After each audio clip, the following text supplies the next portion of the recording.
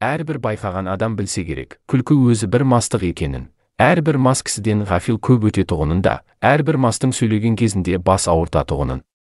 Бұлай болғанда күлкіге салынған кісі не шаруадан, не ақылдан, не бір ұят келерлік істен құр, ғафил көп өткізіп отырса керек.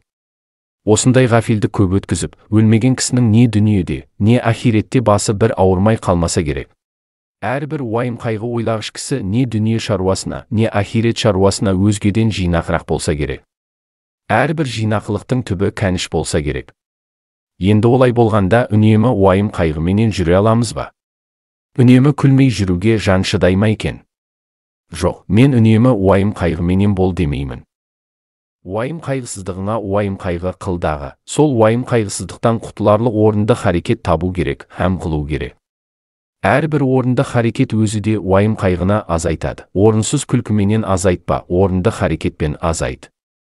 Шығар есігін таба алмай, уайым қайғының ішіне кіріп алып, қамалып қалмақ, ол өзі де бір антұрғандық. Және әрбір жаман кісінің қылығына күлсең, оған рахаттанып күлме, ыза болғаныңнан күл, ызалы күлкі өзі де қайғы. Ондай күлкіге үнемі өзіңде салынбассың. Әрбір жақсы адамның жақсылық тапқанына рахаттанып күлсең, оның жақсылықты жақсылығынан тапқандығын ғибрат көріп күл. Әрбір ғибрат алмақтың өзі де мастыққа жібермей, уақытымен тоқтатады.